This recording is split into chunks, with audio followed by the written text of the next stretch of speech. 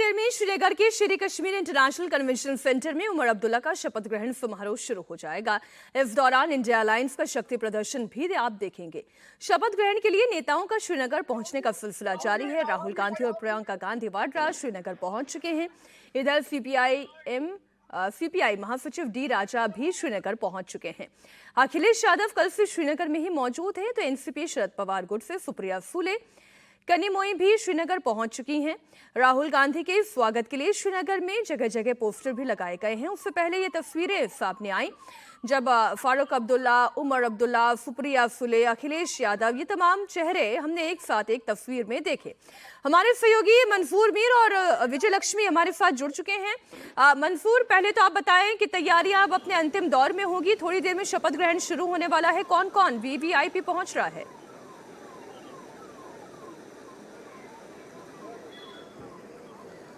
देखिए मीनाक्षी, बिल्कुल इंतज़ार की घड़ियां अब ख़त्म हो चुकी है। ठीक 11:30 बजे के आसपास जो है शपथ ग्रहण समारोह होगा। श्रीनगर के SKIC सेंटर को दुल्हन की तरह से सजाया गया है और खास सुरक्षा के भी खास इंतजाम किए गए हैं। डी राजा यहां पर पहुंच चुके हैं। थोड़ी देर में अखिलेश यादव, प्रियंका गांधी, राहुल गांधी जो है वो भी पहुँचने वाले हैं। उमर अब्दुल्ला भी है, थोड़ी देर में यहाँ पर पहुँच जाएंगे, जिसके बाद उमर अब्दुल्ला जम्मू कश्मीर केंद्र शासित प्रदेश के शपथ ग्रहण समारोह के साथ ही पहले मुख्यमंत्री बन जाएंगे। और साथ ही साथ जो जानकारी मिल रही है, इस बार सिर्फ उमर अब्दुल्ला के साथ 4 या 5 मंत्री जो है पहले फेज में शपथ लेंगे, क्योंकि जिस तरह से विवाद सामने आया है कि कांग्रेस 2 पदों की मांग कर रहे थे और उन्हें 1 पद मिलने से वो नाराज है। उसको लेकर फिलहाल 4 जो और मंत्री बनने हैं उनके नाम जो है वो जाहिर नहीं किए गए हैं और इसके पीछे कई कारण माने जा रहे हैं। हालांकि आज इंडिया अलायंस के कई बड़े नेता इस शपथ ग्रहण समारोह में शामिल है, इसलिए फिलहाल 4 से 5 नामों की ही घोषणा की जा सकती है जो आज मंत्री का पद का यहाँ पर शपथ लेंगे। लेकिन उत्साह और जोश जो है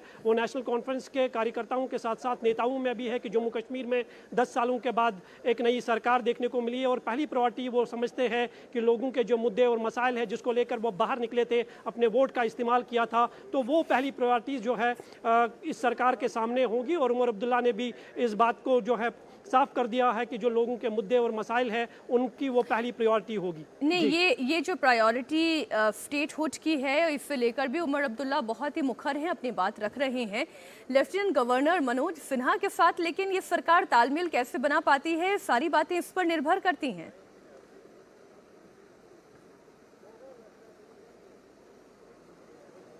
बिल्कुल मीनाक्षी, ये यूटी में ये सरकार बनी है, केंद्र शासित प्रदेश में इस सरकार के पास उतने पावर्स नहीं होंगे जितने लेफ्टिनेंट गवर्नर मनोज सिन्हा के पास होंगे। लेकिन उमर अब्दुल्ला और इस सरकार के लिए सबसे बड़ी चुनौती इस सरकार को चलाने की होगी। लेकिन ज़रूरत है कि जो लोगों के मुद्दे और मसाइल हैं जिनको लेकर लोग बाहर निकले हैं, खासकर बिजली, पानी, सड़क जैसे जो मुद्दे हैं, उनको लेकर इस सरकार को जो है केंद्र सरकार के साथ हाथ मिलाकर आगे चलने की ज़रूरत होगी। तभी ये सरकार जो है सफल रूप से जो है आगे बढ़ सकती है, क्योंकि लोगों के बहुत सारे मुद्दे हैं, मसाइल हैं और इन सब का जवाब जो है इस सरकार को देना पड़ेगा, जिसलिए लोग जो है बाहर निकले हैं और अपने वोट का इस्तेमाल किया है। जी मंजूर, आप बने रहे हमारे साथ। कांग्रेस ने 2024 के विधानसभा चुनावों में अपने सबसे खराब प्रदर्शन में केवल 6 सीटें हासिल की और यही कारण रहा है नेशनल कॉन्फ्रेंस, जिसने शानदार प्रदर्शन किया, 42 सीटें हासिल की। नेशनल कॉन्फ्रेंस में 5 निर्दलीय, 1 CPIM के और साथ ही 1 आम आदमी पार्टी के विधायक का भी समर्थन इस सरकार को हासिल है। इस समर्थन के साथ उमर अब्दुल्ला जम्मू कश्मीर केंद्र शासित प्रदेश के पहले CM के रूप में शपथ लेंगे।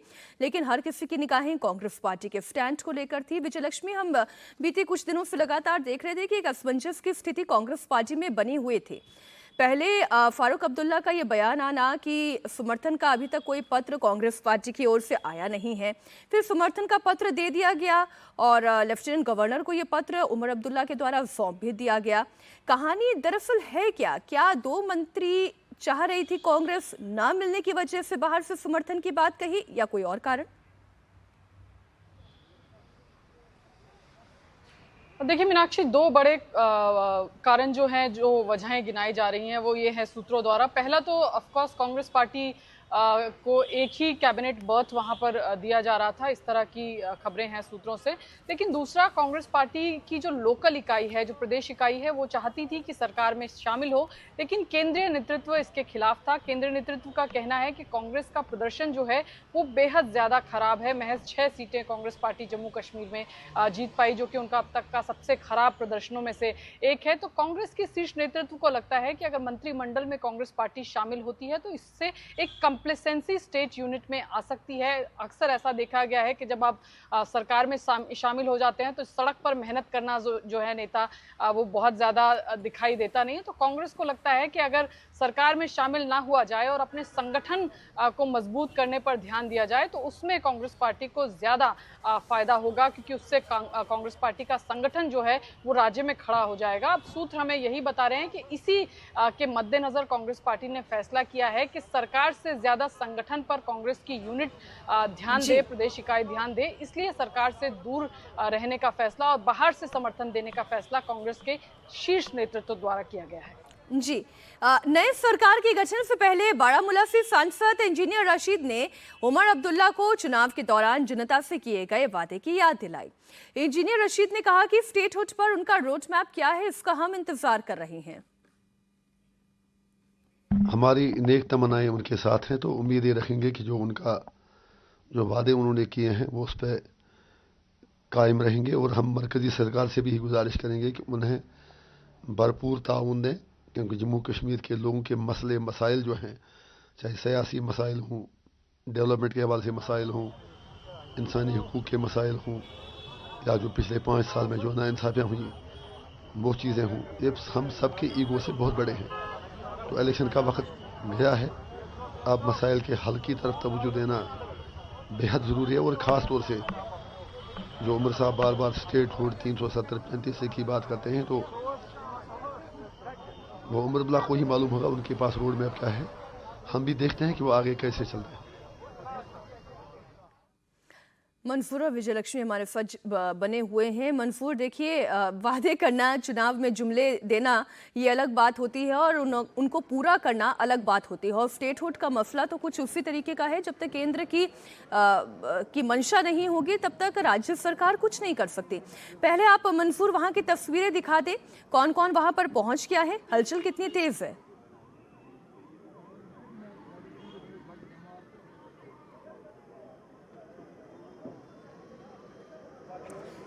मंसूर, वहां की तस्वीरें दिखाएं, कौन कौन वीआईपी वहां पर पहुंच चुके हैं, मंच कैसा दिखाई दे रहा है, कितनी देर में शपथ ग्रहण शुरू होने जा रहा है।